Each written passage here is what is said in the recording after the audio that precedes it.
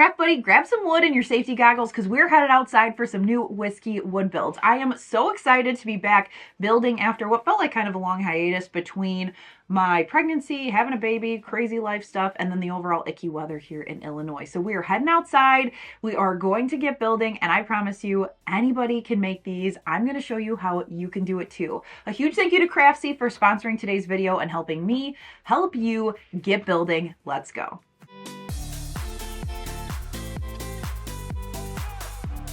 Ever since we got our family pictures with Henry's newborn photos, I've been looking at these Smallwood large pictures, but I was like, I can make these for a lot cheaper. So I took myself on a little date to Menards, my favorite place, and I grabbed myself some 1x2x8 boards. I like the squared off 1x2s versus the furring strips. And if you are unclear what I'm saying and you want some help with wood building, I've got a full beginner's guide. So I will link it for you, everything from picking stuff out to the types of wood, all the things.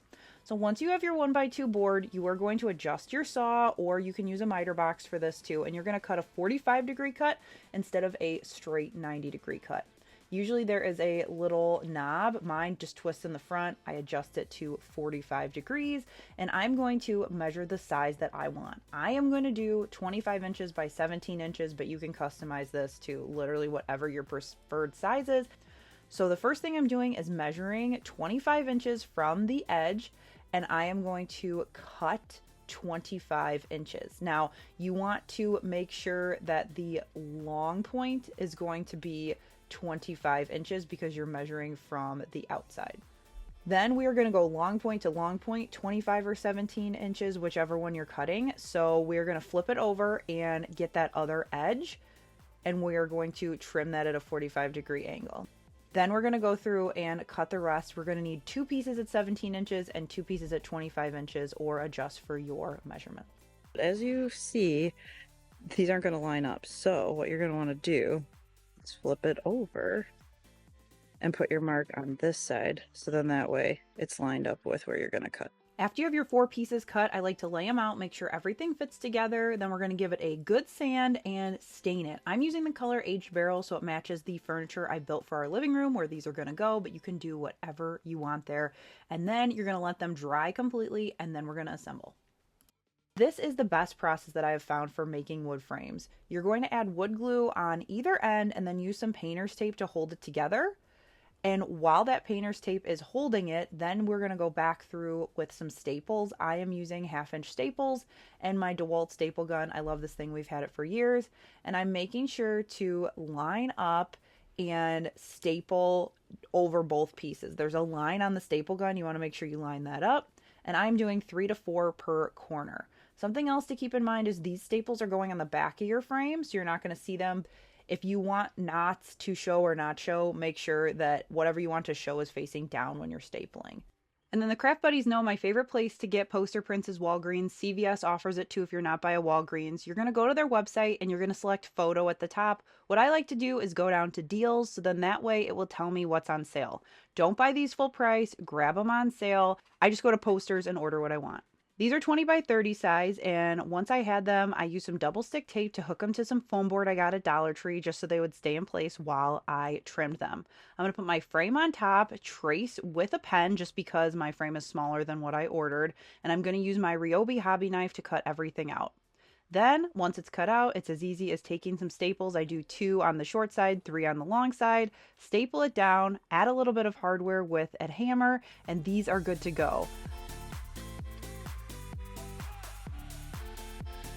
Not only are these frames affordable and easy to make, but I also love how simple it is to update the photos as the boys grow. I just print a new poster, grab some fresh foam board, and reuse this beautiful frame.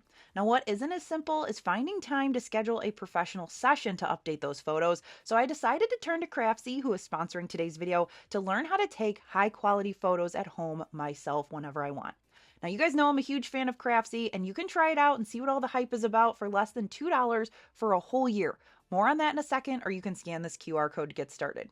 Craftsy is an online resource for all things creative, and it has been a game changer to help me pick up new skills and hobbies. thanks to their classes being broken up into bite-sized pieces for easy watching. I started with Startup Library Photography taught by Chris Gray, and I have a nice camera that I shoot my YouTube videos on, but I am not as familiar with the photo settings, so he walked me through that, and I love the section on how best to capture motion because I really need that with two busy little boys. Beyond photography, I have taken craftsy classes on everything from embroidery and hand lettering to flower arranging, woodworking, and even gardening. Our garden is doing super well this year, by the way. Thanks, Craftsy. And with over 2,000 step-by-step classes and more being added all the time in things like sewing, cake decorating, quilting, crochet, and more, there is always something new to learn on Craftsy. The first 1,000 of you to click the link in the video description or scan this QR code will get a full year of premium membership to Craftsy for only $1.49. This is valid for new members only. Be sure to grab it fast because it's the first 1,000 craft buddies. With us being in summertime right now, I definitely wanted to make a popsicle, and these are so simple to make out of wood. You can make a beautiful sign blank. I'm using 1x4s, but you can use seriously any wood. Your middle piece, I cut mine to 22 inches, and then you're going to need two smaller side pieces. I cut those to 17 inches. I just kind of eyeballed it based on the scraps that I had. Then you're going to need a bracing piece for the back to hook them all together. I'm using scrap 1x2s from the frames, and I needed two pieces at 9 inches. You could easily cut the edges off with a jigsaw if you have one, but in case you don't have a jigsaw, I'm just going to take like 35 degrees off of each of these corners here. So then that way when I sand it, I can get it rounded for the popsicle, and then that way I don't have to use a jigsaw. But if you have a jigsaw, you could easily just chop those edges off as well. Once I trimmed off my corners, I also thought that it would be nice to have it off the bottom so it really looked like a popsicle stick, so I did the same thing at the bottom there. And here's your cut list, the one at 22 inches, two at 17 inches, and then two 1x2 scrap at 9 inches to brace the back. Then I'm taking some wood glue and applying it to the back for the braces, so whatever side you want to be the front, make sure you lay that down. Also, don't come for me, my lid on my wood glue was sealed shut. Have to clean that. And then I am taking my power sander, rocking around the edges to get everything sanded down and curved the way I like. A power sander does wonders. You don't have to have it perfect. The sander does the magic. Then I brought it inside, wiped it off with a dry paper towel so I could get all those little sawdust pieces off, and used a pencil to create the kind of paint by numbers effect for my popsicle. I started by painting the center of this curved area white. Then I moved down to the actual stick and I mixed some darker brown with some white because I didn't have the right color that I wanted. Once I got a color that I wanted, I painted that bottom stick, and I'm doing the top of the sign as well as the side of the sign. And then I went up to the top and did red, and the bottom I painted blue. Now I wanted some words on here, and I could easily run to my Cricut and print out a vinyl decal, but I know so many of you are like, I don't have a Cricut machine, or I would rather have it look hand painted. Here's a quick way to do it. You're going to print this out. This is going to be both a template as well as an SVG over in my free file library. You're going to cut it out, print it to the size you want. I've got info over there on how to print to the right size. And then I taped some tracing paper on the back. Stick it down to your sign with some painter's tape so it's not going to move on you, and trace it.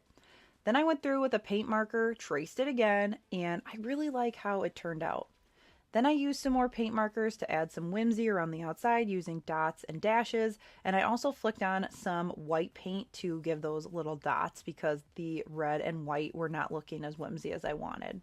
Now this sign is great for displaying on its own. It looks perfect right here on my little entryway for patriotic decor, and you can even paint this just, summer colors as well. But what I decided to do was drill holes at the top, add some C-hooks, and hook it to my outside pole. I don't have a summer sign. If you remember this, I made this post for sign hanging a couple years ago, and I love how the popsicle looks on it. If you want more info on how to build the sign base, I'll link that up above and down below.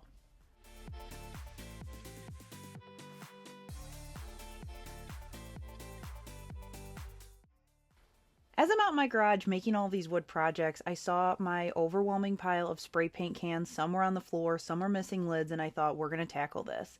So I grabbed some wood at the store to update that area and organize those paint cans. But even if you're not a spray painter, this is going to help with literally any craft supply you have to organize. You can customize it to different sizes. So the first thing I'm going to do is cut a 1x6x8 into two pieces that are 46 inches long. Then I'm going to grab some 1x4s and I'm going to cut 8 pieces at 13.5 inches, 2 pieces at 15 inches, and 1 piece at 15.5 inches. Then I'm going to cut myself a template that's going to help assemble this because I want my shelves to be at an angle so the cans won't roll out. So I am cutting a 30-degree angle off the end of the 1x4. Then I'm going to measure down from that long end to 4 3/4 inches because that's the height I want my shelf to be. So this is key. If you want shorter or higher shelves, make this template longer or shorter. And I'm going to make this parallelogram that's 4.75 inches wide. So here's the full cut list. You can pause to check or be sure to head over to my free file library. I will have the full PDF plans for this over there. You can download for free for my craft buddies. Then this is optional. You can always assemble with just wood screws and drill in from the outside, but because I have a Kreg jig, I decided to do 4 holes, 2 on each side, just to help with the joinery. So if you don't have a Kreg jig, no worries, you don't need one, but if you do, you can use it. Then we are going to sand it down, all the pieces, and then here's where the template comes in. Lay down your 1x6 that's 46 inches long, put the template on top, so line up that straight edge with the straight edge, and clamp it to your table. Then I'm going to figure out just about how far from the front I would like my cans to sit, and I'm going to mark on my template. Then I'm going to take my 1.5-inch pocket hole screws and screw right in. Then the great part about the template is I have my shelf at the angle that I want, and then I just move it, clamp it, and do the same thing. You're going to repeat for all the shelves, and this was such a game changer because I could even do this one-handed. Because I put the mark where the first one was on that edge, I can just line it up, screw them in. It makes it so much easier. So I just continued a little leapfroggy down the one piece, and then once I got all my shelves on there, I flipped it over, and then I added my other piece and used the template and worked my way back down to get everything on there. This went way quicker than if I was trying to measure by hand. Thank you to my husband who suggested this because I would have been just going out of my mind to do it without a template. Then we're going to grab those two 15-inch 1x4s to brace the top and the bottom because right now it just kind of looks like a blanket ladder essentially. Also, I accidentally split the wood here, so drill some pilot holes so you don't do that.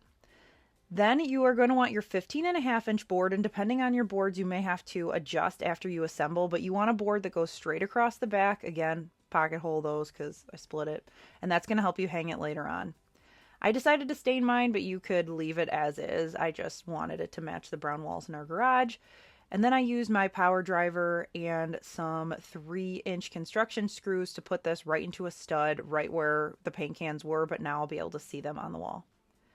This is so nice because now I have everything organized by color. I can see based on the cap color what I have. They slide in and out super quick and easy. I can grab things nice and fast, and that way I'm not buying a bunch of extra spray paint if I already have it. Another great thing is the top is good for putting clear coats, and I used the little bottom opening for my spray paint handles. So overall, I am so happy with this. And another great feature that I didn't think of as I was building it, but now I can see that it works, is the way that the shelf is, it will fit traditional cans plus a skinny can. So these color shot cans fit super well in the opening if you have 2 on there, so it's extra space. Okay, so this is me being totally transparent. Everything else over there is a total mess, but look at how lovely my spray paint looks. Hopefully this is the nudge I need to get through the rest of my stuff in my garage, but this is a great start. So as I was editing, I was thinking about all the other uses for this, so I grabbed a couple craft supplies and I wanted to show you. So this size fits yarn, so you could pop those in there, keep that all organized. I also grabbed some vinyl, so you could easily use this to organize your vinyl. That fits in there as well. And then the third thing I thought is you could put faux florals in here, and you would easily be able to see what you have per shelf. You could also make these shelves shorter, so like do one closer, and you could do little bottles of paint. I think I might also make one of these for my craft room office for my like Mod Podge size stuff, Waverly chalk paint. So Literally, you could use this for so many different things. It's great for storage across the Every board. time I do wood projects, I end up with a ton of scrap wood, and I've been trying to use them as I go, so then that way my garage isn't full of random scraps. So here is some extra 1x4. I went through and measured 2.5 inches, made some lines, and then I added some curves to the top. I'm going to use my jigsaw to cut those little kind of scallop curves off the top. And then once I have those cut, I'm going to cut the pieces off. I found it easier to take the little pieces off of the larger 1x4, then go ahead and cut them apart. I ended up cutting 6 of them and they look like cute little popsicles. I'm going to sand them down like I sanded down the popsicle before, roughing up those edges, making sure that they are curved. And then it was time to paint. I grabbed a bunch of fun colors from my paint stash, and some of them, if I wanted to look more like pastel-y or creamsicle-y, I mixed them with white. I gave all of them 2 coats, so then that way they were covered. And then I went through with a paint marker and added just a little like reflection on here. Now, the funny thing about this project is about the same time in the same week, Courtney at Creative on the Cheap made a Dollar Tree version of this. And I was laughing because her video went up before mine and we talked about it. And we sometimes it's crazy how similar we think. That's probably why we're really good friends. But you're going to want to check hers out too because she's got a hack to make these look even more realistic. So you're going to want to check that out. I cut some popsicle sticks down after the paint was dry, glued them to the bottom, and these are so fun. Finn was getting such a kick out of arranging these so I could get footage. He also was loving counting them, stacking them, so these are fun for kiddos too. It'd be fun to let them paint these too if you got a lot of scrap wood, wood blanks with paintbrushes.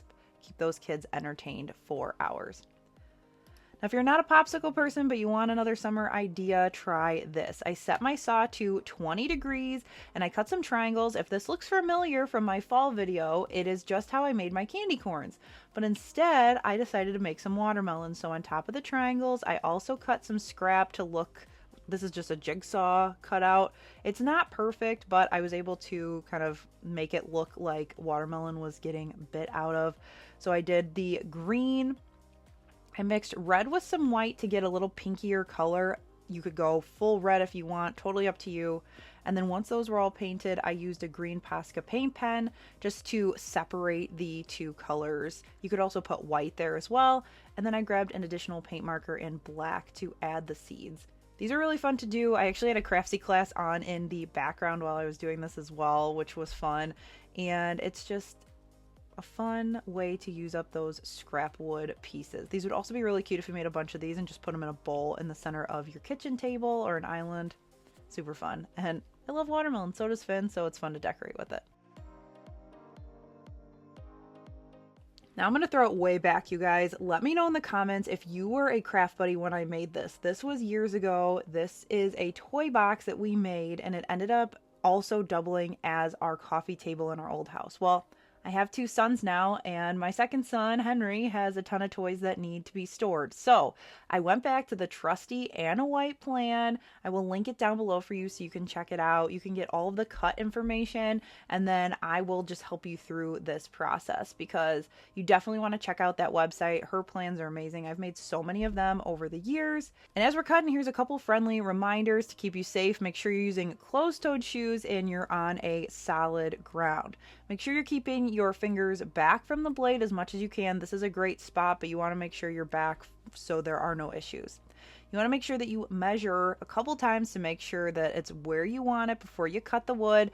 And if you have a tape measure like this, did you know that you can rock it back and forth? So then that way it's more like a ruler. It'll sit flat and you'll get the right measurement.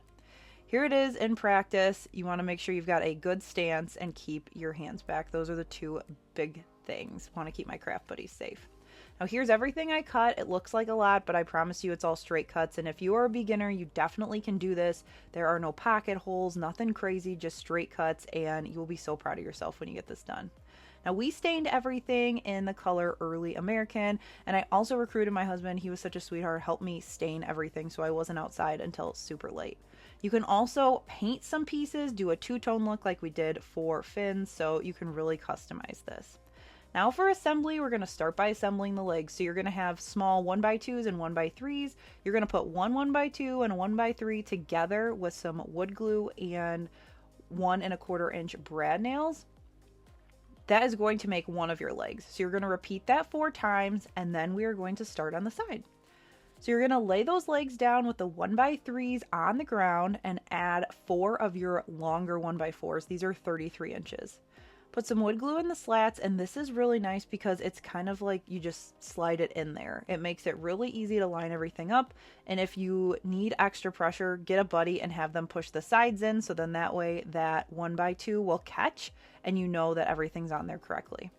Repeat that step again, and then you are going to put the 2 together. This is another one that's great for a buddy to do, but I was literally home alone by myself this night, so I used the table. It worked, but I would definitely recommend getting a buddy.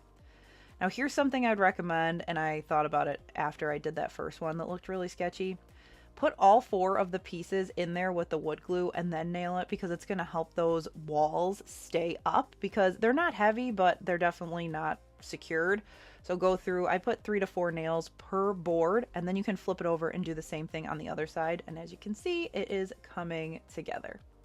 Once you've got all 4 sides, we are going to grab the pieces for the bottom. These are 1x8s that we cut according to the plan, and I am going to use some self-tapping screws to get those screwed in all around the bottom.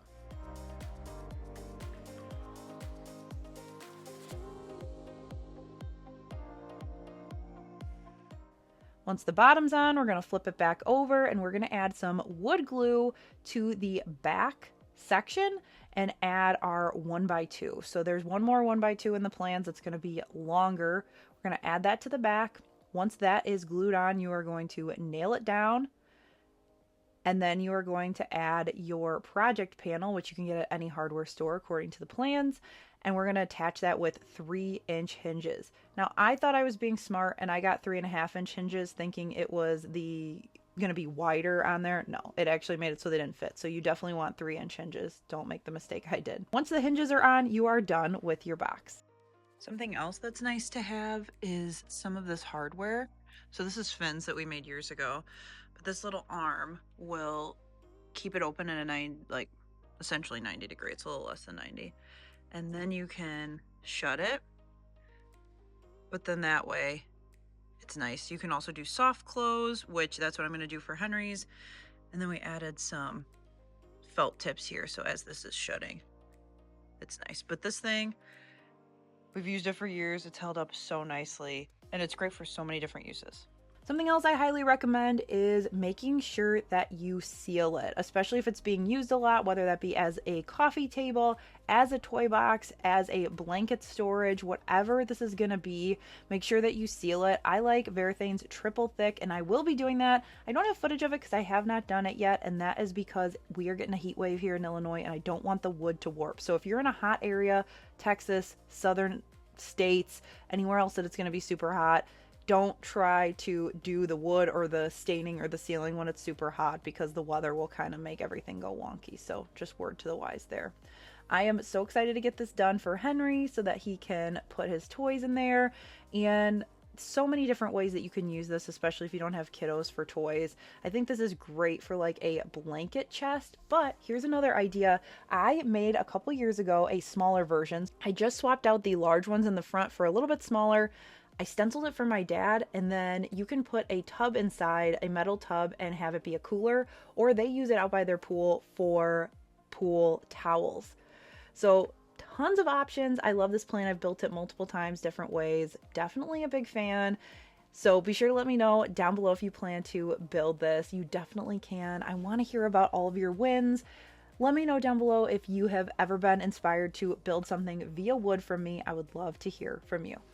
I hope you're leaving this video inspired and empowered to go tackle your next wood project. Let me know down in the comments what you are going to build next. Also, while you're down there, be sure to give this video a thumbs up, hit subscribe if you're new so you don't miss any future content, and also expand the description for more info on that amazing Craftsy deal. The first 1,000 craft buddies to use the link or scan this QR code can get a full year of premium membership to Craftsy for only $1.49. This is valid for new members only. You can check out all of the details down there. I love Craftsy.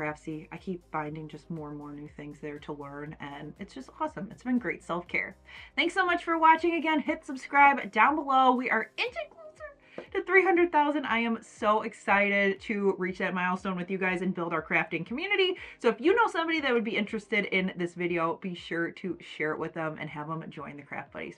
Thanks for watching, and I'll catch you in the next one. Bye!